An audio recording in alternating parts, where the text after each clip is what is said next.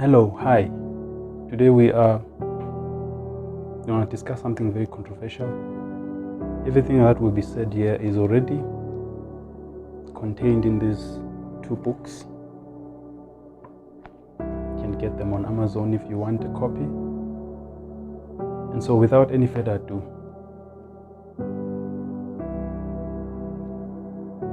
I argue in these books that I just showed you that it is sometimes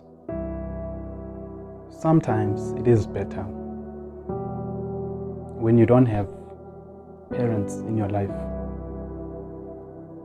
like you were born without them or you grew up not knowing them whatsoever.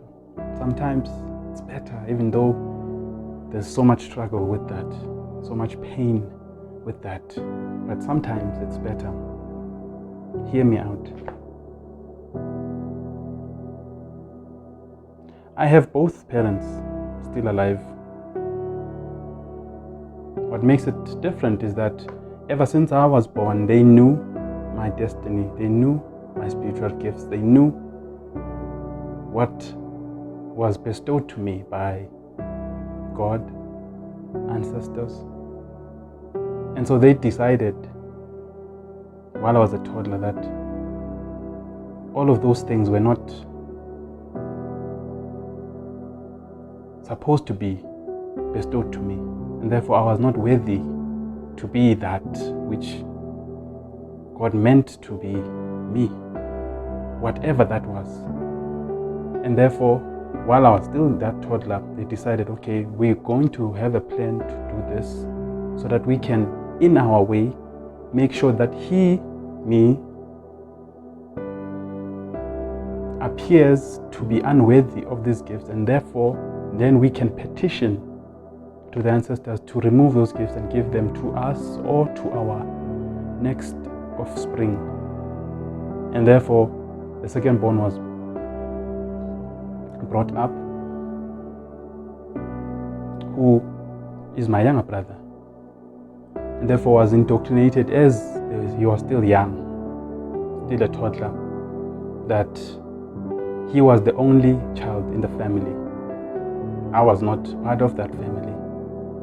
I was an imposter, someone that they pick up somewhere, and something that they are doing for whatever reasons, which is a favor, and therefore I have to be grateful for the fact that they could just discard of me at any point in time.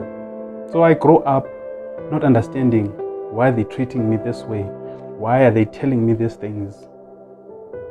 My own mother is telling me these things. I'm 5, 6, 7 years old. And as the second born is growing up, is being also taught that, hey, this is not your younger brother. This is not your older brother. You're the only one in this family. And then he is not, he's a nobody. You are the one who's meant for everything. You're the heir to your father's throne. Father's throne at that time we understood was my father is a traditional healer. Therefore, the ancestors have chosen the second born to follow him, to take over from him. And therefore, that to me felt like it's natural. And I didn't care. I don't want those things. I don't want those positions. I don't want whatever they were doing. And therefore, isolated from what they said is a spiritual heritage and inheritance to the second born. Therefore, he was taken in, taught all manner of things of the spiritual, but obviously in a covert, manipulative way, so that they can get him to fight me, him to destroy anything that I'm trying to do, because he was already been promised my own life. He's already been promised what I am going to have in my life. And so anything that I'm doing, accomplishing, it's his. And anything that I'm doing, accomplishing, anything from school to anything, it has to be questioned, ridiculed, cancelled, because it don't mean anything, because it's not supposed to be. It's not meant to be. Why is it not meant to be? Because it's meant for the second born. It's meant for the chosen one. And therefore, I, the black sheep, is not meant for nothing but to be in the streets to roam around the streets and be a street kid maybe and go mad even, so that we can have justification, a strong case to the ancestors that they made a mistake by bestowing those gifts to you in the first place, and they should revoke them, give them to us, your parents.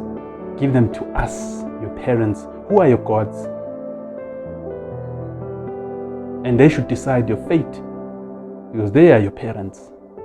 And if you go against that, therefore they are going to go all over this town, this community, family, friends, family members, extra, whatever, that will believe in those nonsense that will say. Some of those family members are scared of these people because they know them for who they are. And therefore if they go against them and say, no, you are lying, their lives are in danger. For they have destroyed many lives in their pursuit to destroy me.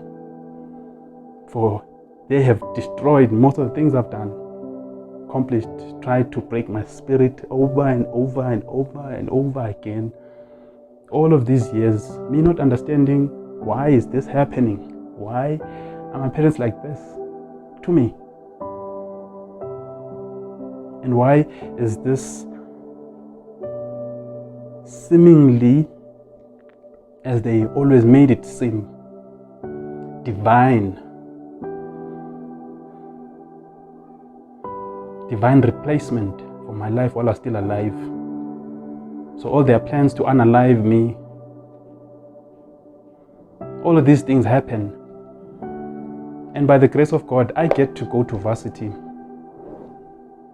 to study through bursaries because of how I managed to, do on this systematic we're living by, the school systems. Then bursaries were awarded to me to go to varsity. They are left discussing how they are going to undermine that, spread rumors that they paid for that, they made me that, go there. And while I was gone, they're fighting amongst each other now, trying to kill each other, family, mother, father, and my younger brother. And while I was in varsity, they call me, my high school teacher calls me and says, something going on in your family, please go find out.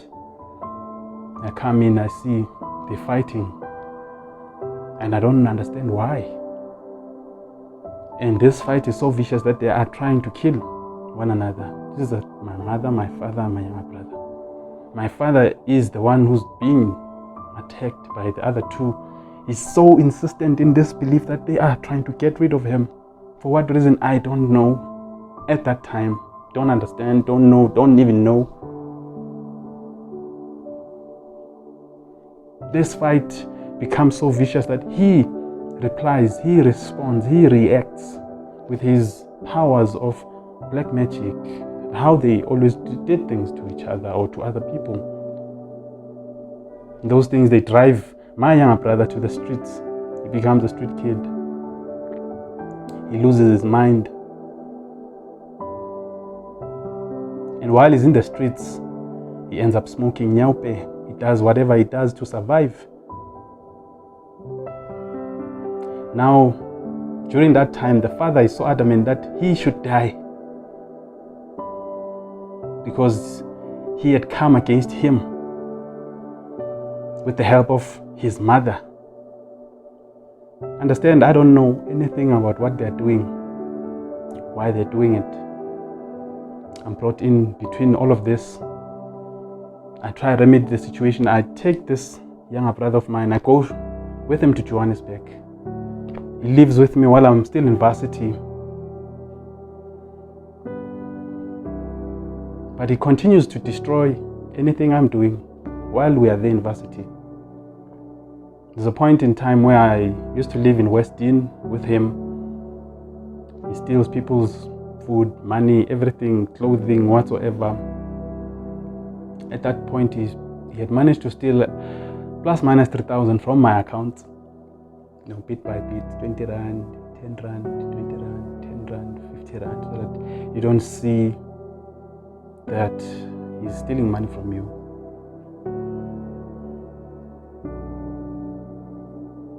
I get rid of him, I take him back home, continue to live my life. This continues because when he goes home, he's going home to question these two parents that, where is my promise?